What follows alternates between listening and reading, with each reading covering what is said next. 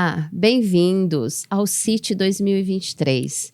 E hoje com a presença de um ex-aluno do Unisalesiano, Leonardo Bottaro, que vai falar um pouco para a gente sobre os relatos e experiências dele, tanto na graduação quanto na vida profissional e o mercado de trabalho.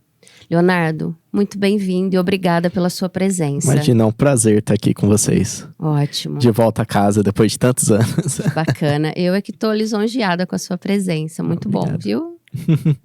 Fica à vontade, Léo, para se apresentar e para iniciar esse seu relato e as suas experiências, por favor. Perfeito. Meu nome é Leonardo. Eu fui aluno do Salesiano aqui entre os anos de 2013 e 2017. Eu fiz engenharia da computação. Tive aula com a professora Lucilene e tantos outros aqui que vocês conhecem. Eu trabalhei em vários lugares aqui em Araçatuba, entre eles alguns que são bem famosos entre os alunos salesianos. Eu trabalhei na CentralWire como analista de interfaces, programador de interface. Eu fiz boa parte do site atual da CentralWire. E depois disso, logo na minha graduação, entrei na Soniftech, trabalhei lá por 2 anos no setor de hardware. Fiz vários projetos junto com outros colegas de classe que também trabalhavam lá. E atualmente eu sou engenheiro de software na Oracle Sistemas do Brasil Limitada. Fantástico, hein, Léo?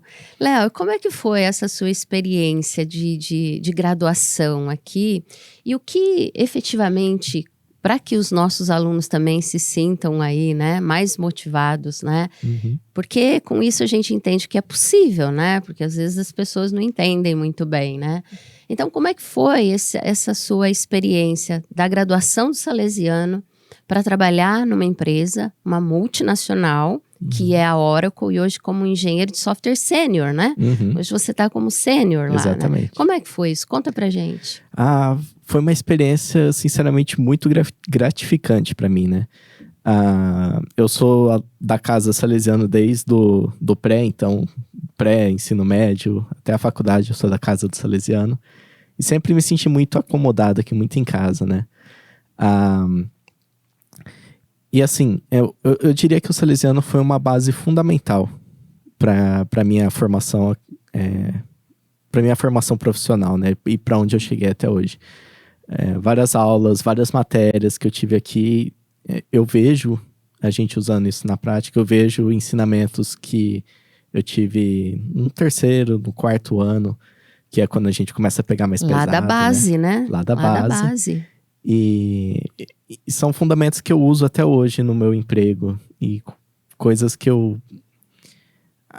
são coisas que eu uso até hoje. Não, legal, Léo. Ô, Léo, e na graduação? Quais foram os desafios que você mais enfrentou? E não diga que foi processamento de imagem, porque você foi fabuloso em processamento de imagem. Eu adoro processamento de imagem. Uma das minhas especializações, na verdade, hoje, e o principal motivo de eu ter sido contratado na Oracle, foi para trabalhar com interfaces. Então, experiência do usuário, e a interface visual, fazer ela de uma maneira que é fácil de dar manutenção.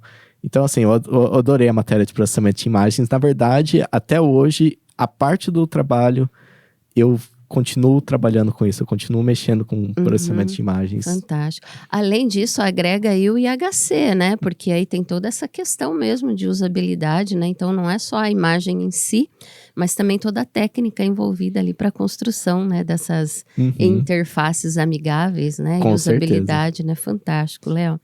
Ô, Léo, e ao longo do teu caminho, quais as adversidades que você teve e que você superou?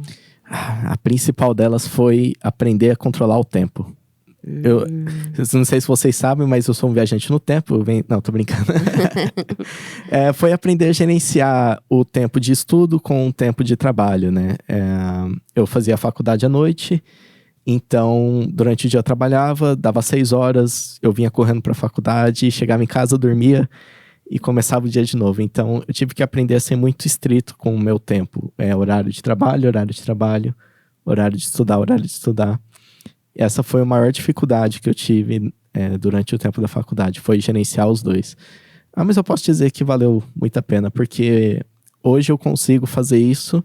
Eu não preciso mais separar o tempo da faculdade, mas eu consigo hoje separar um tempo para entretenimento, um tempo para eu sair com os meus amigos, ficar com a família. Então... E de fato, gestão de tempo é importante, né? Uhum. E acho que você falou algo bem interessante, que é separar um tempo para cada coisa. Ou seja, é possível, né? Com É certeza. difícil. É muito difícil. É difícil, né? Não são flores sempre, né? Mas é possível, né, Léo? Eu já visto onde você chegou até o momento, e você é muito jovem, né? Ou seja, tem muito aí pelo caminho ainda, né, Léo? Muita coisa aí Tem muita coisa pela frente. para surgir, né? Ô, Léo, e os momentos chaves, assim, para tua vida, no sentido de você poder nos contar um pouquinho aquilo que, olha, deu start, é esse caminho mesmo que eu vou seguir, porque a gente sabe que a área da computação, ela é vasta, ela é ampla, e a gente pode trabalhar em diversas possibilidades, do hardware ao software, a interface e tudo mais. Então, qual foi, assim, a virada de chave que você se identificou? Olha, é isso. Porque eu imagino que num momento da graduação, justamente por ela ser abrangente, e isso faz parte da graduação, né? Então, em que momento foi essa chave, assim, que você se encontrou? Eu posso dizer claramente porque foi o que acabou guiando todo o resto da minha carreira. Foi na matéria de compiladores do professor Alexandre. Como um trabalho da matéria, a gente tinha que fazer um compilador. E eu me dei um desafio. Na época eu estava mexendo com a Unreal Engine, aprendendo a fazer alguma coisinha aqui e ali de jogos. E ela tem uma linguagem de programação interna que é o Blueprint. Que você vai programando, conectando uns pontos um no outro. Eu achei aquilo lá sensacional a primeira vez que eu vi. E quando eu cheguei nessa matéria do professor Alexandre de compiladores, eu me dei um desafio. Eu falei, eu vou fazer um sistema parecido com o Blueprint. Aí nisso eu comecei a pesquisar mais essa parte de interface, eu comecei a ver como é que eu poderia fazer aquilo. E ali eu me apaixonei pelas interfaces e pela experiência de usuário, experiências visuais, que a pessoa usando o computador consegue ver coisas acontecendo claramente. Claramente, né? E eu lembro que esse foi o ponto-chave que... E olha que compiladores é uma matéria, né, bem robusta. Não vamos falar difícil, mas vamos falar que ela é bem robusta, né? Uma matéria bem robusta. E é uma matéria que você não pensa assim, matéria de compiladores incentivou o cara a mexer com interfaces, né? Que tem uma coisa com a outra. Mas foi exatamente esse desafio que te levou me chegou até lá. Né, a buscar, né, mais conhecimento ainda nessa área e ver que você realmente estava no lugar certo, não sei, na área certa, né? E aí a gente se encontra e aí fica, acho que até mais fácil, mais leve, né? Esses desafios, porque sempre são desafios.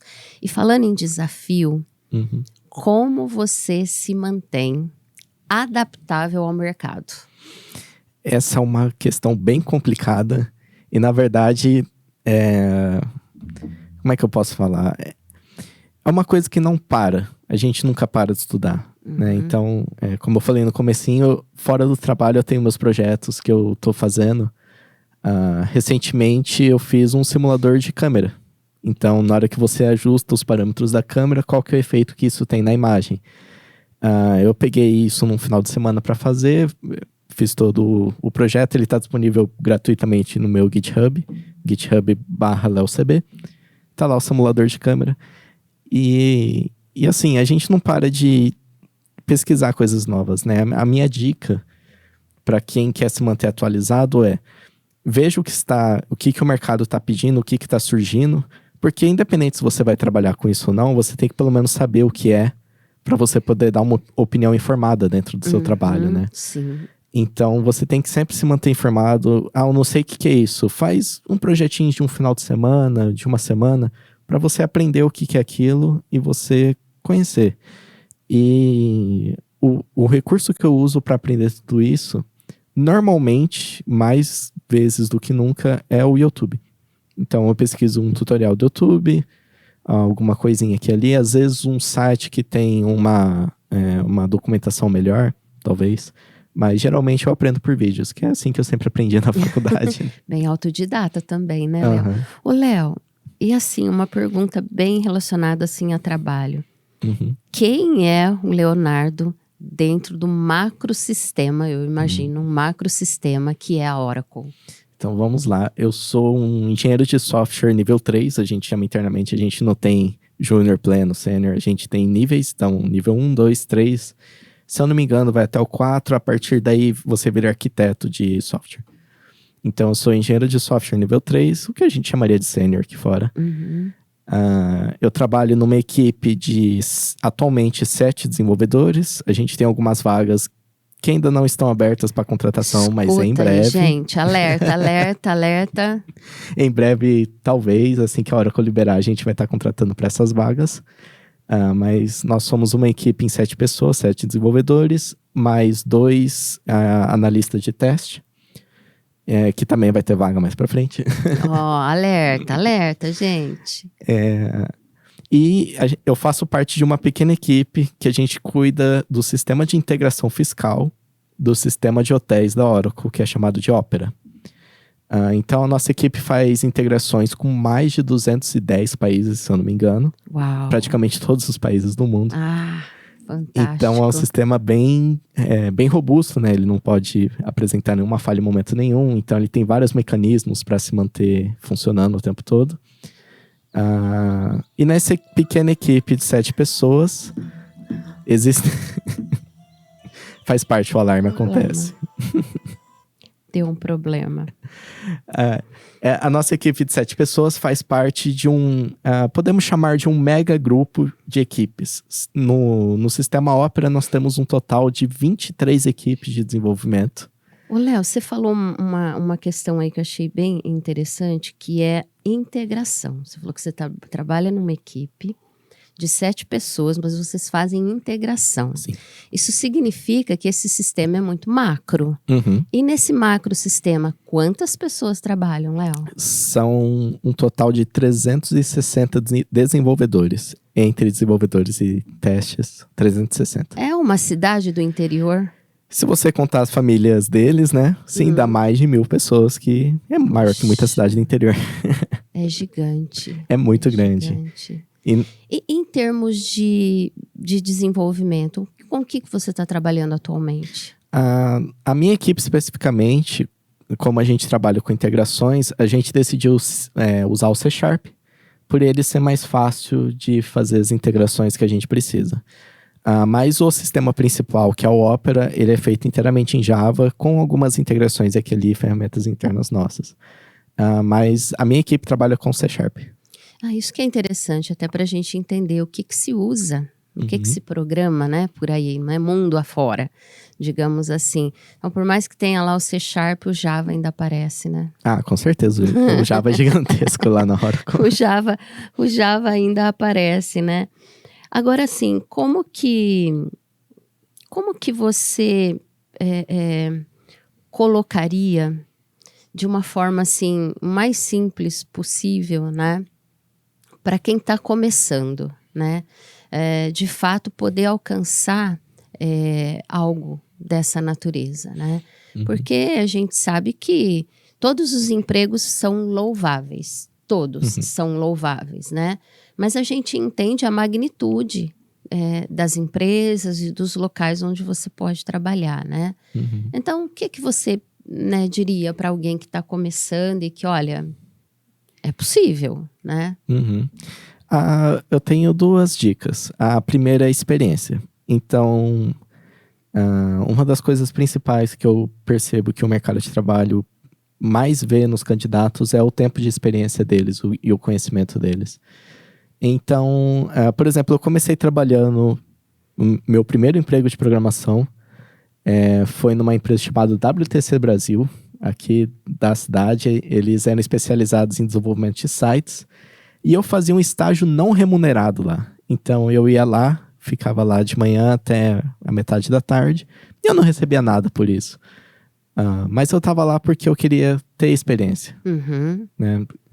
Então, assim, o que eu recomendo faça um estágio. A Oracle mesmo tem vários programas de estágio, e tem várias empresas aqui do interior que contratam estagiários. E assim, não menospreze o seu estágio, porque ele é uma parte vital da sua experiência. A maioria dos empregos que você vai procurar hoje em dia, né, no setor de tecnologia, eles exigem 3, 5 anos de experiência no mínimo, né, mesmo para empregos de entrada. E como que você vai conseguir essa experiência? Com o seu estágio. Sim. Então, assim, a minha recomendação é: aproveite o tempo que você tem trabalhando em empresas para gerar experiência, porque o que vai te alavancar para frente para empresas maiores é a sua experiência. Eu posso dar o exemplo mesmo do meu caso. Depois que eu fui contratado, né, e tudo mais, o meu chefe me falou que ele estava entre eu e uma outra pessoa que era menos experiente, porém ela tinha pedido um salário menor. E eles estavam nessa, um salário maior com mais experiência, um salário menor com menos experiência, né? No final eles decidiram contratar eu, uma pessoa com mais experiência, porque é o que eles valorizam lá, é o que eles estavam precisando. A maioria das empresas grandes não tem recursos para disponibilizar, para ensinar as pessoas a desenvolver um sistema complexo. Eles precisam de pessoas já com experiência. Então, é isso, é você ir construindo, mesmo que seja devagar, mas aos poucos você ir construindo a sua carreira. Falando ainda da Oracle, né, que é o local onde você trabalha, você trabalha home office, Eu trabalho home né? office, Escritório graças a da Deus. Oracle é São Paulo. Isso. Escritório, né? Uhum. Então, como que... Porque hoje a gente fala muito em segurança de dados, privacidade de dados. Uhum. Então, imagina a Oracle, né? Macrosistema. Então, você trabalha ali com um sistema específico da Oracle. Mas se a gente for ver, né? A Oracle tem, sei lá, nuvem, e sistemas, e softwares, e banco de dados, e é um monte de informação trafegando ali o tempo inteiro. Como que... Claro que você não eu acho que você nem tem permissão para entrar em detalhes, mas como a Oracle tem gerenciado e está sendo possível esse trabalho remoto? Tá, entendi. Ok. Primeiro, na questão de segurança de dados em geral, a gente tem um treinamento gigantesco que ele é repetido todo ano, que é o treinamento para ensinar os funcionários a como lidar com dados sensíveis dos usuários. Primeiro que eu não tenho acesso a dado de nenhum usuário. As pessoas que têm acesso a banco de dados de produção são pessoas extremamente selecionadas e pouquíssima gente tem acesso a esse tipo de informação. São dados extremamente restritos lá dentro. No meu trabalho, o que eu tenho que fazer? Quando eu recebo um pacote de dados, a primeira coisa que a gente faz antes de mexer em qualquer outra coisa nesses dados, a gente remove as informações que são sensíveis. E a partir dali a gente pode ter a garantia de que qualquer coisa que a gente fizer no código depois daquele ponto, não vai existir informação sensível para ser vazado. Então, é assim que a gente lida com isso. A primeira coisa, uma das coisas mais importantes lá pra gente é a segurança da informação do usuário. Então, isso é extremamente importante pra gente. Agora, como que eu lido com isso remotamente? Primeiro, eu não tenho acesso a esse tipo de dado sensível. A gente tem sistemas extremamente grandes de testes internos, então a gente não precisa de acesso a dados de usuário. E tudo que eu faço, o meu notebook que eu recebi da empresa, ele é inteiro criptografado. Todos os nossos acessos têm autenticação de 2 fatores, então eu preciso usar meu celular para autorizar. E sempre que eu preciso fazer alguma coisa que poderia talvez encostar em uma informação sensível, eu não consigo fazer isso pela internet. Eu tenho que conectar numa VPN interna da Oracle. Imaginei. É o único jeito. Eu imaginei. Ou seja, é uma série de protocolos, né? E aí, vamos levar aqui para a questão do ensino, né? Porque a gente, para chegar em toda essa questão e as questões de protocolo, a gente sabe que tem toda ali uma base teórica, né? Que a gente precisa desenvolver, e a gente precisa ter conhecimento e entender principalmente a importância disso lá no mercado de trabalho depois, né, Léo? Com certeza. Fantástico. Leonardo, diz para mim, qual é a sua visão de futuro para o mercado de TI? Uau, vamos lá. Bom, como eu disse, eu sou um viajante no tempo, né? Então posso dizer com muita clareza, não tô brincando. De novo. É muito difícil a gente prever para onde que o mercado vai, né? Há um tempo atrás se falava muito de metaverso e hoje em dia a gente quase não escuta mais sobre isso. Então é muito difícil você dizer, isso é o futuro, isso não é. O que a gente pode fazer é, sempre que aparece uma tecnologia nova que está entrando no mercado, a gente tem que ficar de olho para onde que ela está indo. Então, se eu tô vendo que é uma tecnologia que tá vindo para ficar e ela tá mudando o jeito que a gente faz as coisas, então é uma tecnologia que eu vou ir atrás para pesquisar. Então, por exemplo, hoje em dia tá muito alta a questão da inteligência artificial. Nós temos várias palestras acontecendo sobre isso. E eu realmente acho que isso é uma tecnologia que tá vindo aí para ficar e quem não aprender a usar vai acabar ficando para trás. Então, como que eu me mantenho atualizado sobre as coisas? Eu fico de olho, eu vejo o que está acontecendo. Claro que quem toma mais riscos, né, pode se dar melhor no futuro, mas eu sou uma pessoa mais conservada, então na hora que eu vejo que está começando a mudar o paradigma, que está começando a mexer no mercado, aí sim eu já vou atrás para ficar, tentar pelo menos alcançar o pessoal que já está na frente. Já está na frente, né? É verdade. Mas eu acho assim meio paradoxal quando a gente fala, porque eu puxei 2 assuntos, aí segurança de dados, privacidade de dados, e aí a gente entra em inteligência artificial, que realmente hoje é, né, o que a gente estuda e o que a gente muito ouve, né? E falando em inteligência artificial, toda a questão que a gente tem de ciência de dados, por exemplo, né, ela está envolta ali, ela está ali, né? Rodeada de inteligência artificial, né?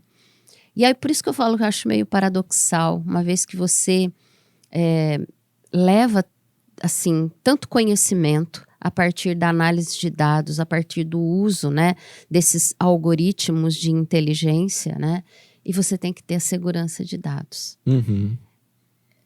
Para manter isso, porque eu imagino que vocês devam usar, talvez não no seu departamento efetivamente, mas dentro do sistema Oracle, vocês devem ter as duas coisas ali, né?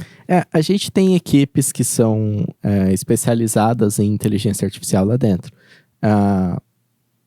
Não é mais tão recente, mas a Oracle adquiriu uma empresa chamada Nor1, que é uma empresa que é especializada em inteligência artificial para hotéis. Eu posso dizer isso abertamente, que é uma informação pública e tudo mais. Mas nós temos equipes que são especializadas nisso. Mas, infelizmente, eu não sei dizer como que funciona o sistema interno deles para captação de dados e tudo mais. Mas, realmente, é uma questão paradoxal e ética também, né? Isso, da onde que você vai tirar os seus dados? Teve muitos problemas recentemente com, se eu não me engano, Midjourney, que é uma inteligência artificial de imagens, que eles estavam usando o banco de dados de imagens sem a permissão dos autores, né? E eles estão resolvendo lá isso daí, eu não sei o que vai virar. Agora eles se resolvam, né? Mas realmente é uma questão, assim, a gente tem que tomar muito cuidado da onde que tá vindo os dados que a gente usa para treinamento, né? O meu TCC foi um TCC com inteligência artificial, foi acho que um dos primeiros que a gente apresentou aqui. E os dados são extremamente importantes. Tanto que poucos meses antes de eu apresentar o TCC, eu estava tendo muito problema com a precisão da rede neural que eu estava usando. E no final, depois de esgotar todas as outras possibilidades, a gente falou, precisamos expandir nossos dados de treinamento. A gente captou, se eu não me engano, 6 vezes mais dados do que a gente tinha anteriormente. Depois que a gente fez isso, a precisão da nossa inteligência artificial foi praticamente 100%, estava 99,8%, alguma coisa assim. Então, você entende que para o desenvolvimento, né, dessa inteligência, a gente precisa de dados. A gente precisa dos dados, é extremamente importante. E aí, né, como é que eu consigo essa autorização, né, para usar tantos dados? Ou seja, a gente é uma questão bem sensível, ele tem que tomar muito cuidado mesmo, né? Com Fantástico isso, Léo. Ô, Léo, você falou lá no início a questão da sua organização para o estudo, para a tua vida e como você se organizou, né, nesse sentido. O que foi a sua ferramenta de produtividade e gestão? Era vontade mesmo? Não era vontade. Foi um pouco da questão que eu falei no começo de gerenciamento de tempo. Mas o principal foi eu achar alguma coisa que eu gostava e focar naquilo. Então, mas aí como é que eu faço as coisas que eu tenho que fazer, mas eu não gosto? Eu tentava inventar meio que um jogo pra ele. Então eu dava objetivos na minha cabeça. Se eu conseguir chegar até aqui, esse daqui é um objetivo legal que eu vou conseguir completar. Então eu vou indo. Então eu fiz uma gamificação dos meus objetivos. Seus objetivos.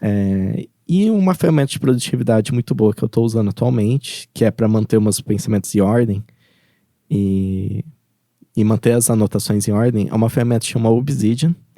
Ela é especializada em anotação.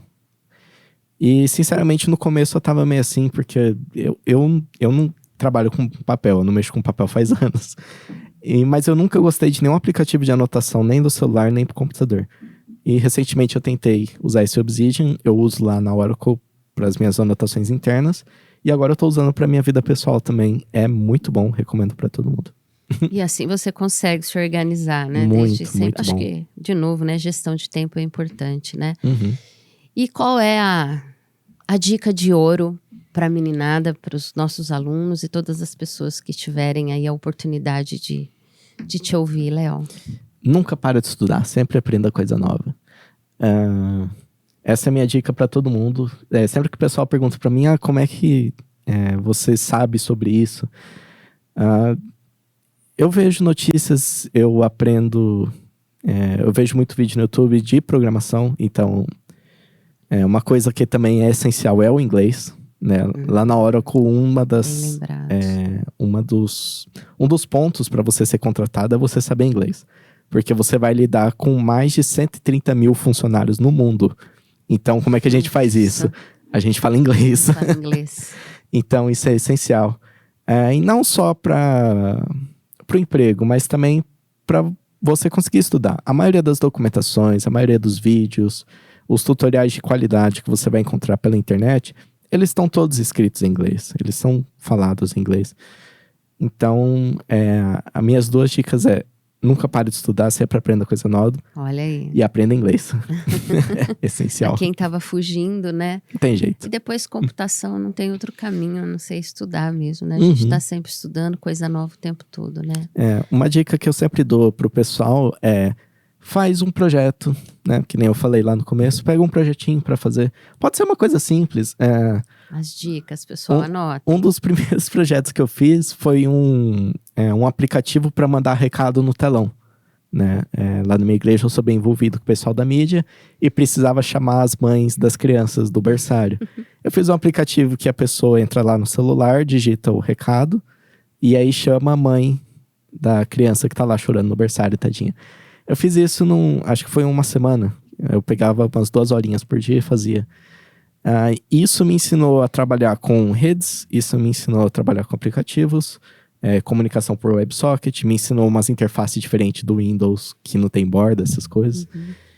Então, é um projetinho simples, mas que me ensinou bastante. E eu continuo fazendo isso até hoje. Atualmente eu estou estudando computação gráfica, estou estudando programação de placa de vídeo, né, os famosos shaders e tudo mais. Fantástico. Então, não pode parar. Acho que se a gente pode resumir, então, em uma palavra, seria propósito. Né? Você precisa ter propósitos, né? E fazer toda a gestão, né? Desse envolvimento todo, né? Tempo, enfim, tecnologia, Você precisa estudo. ter um objetivo, né? Que nem você mesmo falou, a computação é gigantesca. A gente tem tantas áreas. A gente tem parte de algoritmos, a gente tem inteligência artificial, computação gráfica, servidores, bancos de dados. Ok. Então, assim, a gente tem muitas, muitas, muitas áreas. Se você não gosta de uma área, não gostei de banco de dados. Vai ver interface, não gostei de interface. Vai ver inteligência artificial, não gostei de inteligência. Vai para programação web, vai para jogos, tem várias áreas. Então, assim, acho que você gosta de fazer e faça isso, que você nunca vai trabalhar um dia na sua vida. Nunca vai trabalhar um dia, fantástico. Léo, foi fantástico falar com você, receber você novamente aqui na faculdade, né? A gente lembrar aí o tempo de estudo, né? O tempo da graduação, as discussões sobre IHC, sobre processamento de imagem. Estou falando aí um pouco da minha área, que é o que eu trabalhei com você, né? E principalmente vê-lo, né, agora como um colega de profissão, né, trabalhando efetivamente na área e dispondo aí um pouco do seu tempo para falar conosco. Muito obrigada, viu, pela sua disposição e participação. Foi um prazer, né? Eu cheguei ali, eu encontrei os professores, foi tão legal, todo mundo, nossa, que bom, que faz tempo que eu não te vejo, que legal que você tá aqui. É sempre muito gratificante quando a gente vê os frutos, né, do nosso trabalho, né? É um prazer estar aqui também.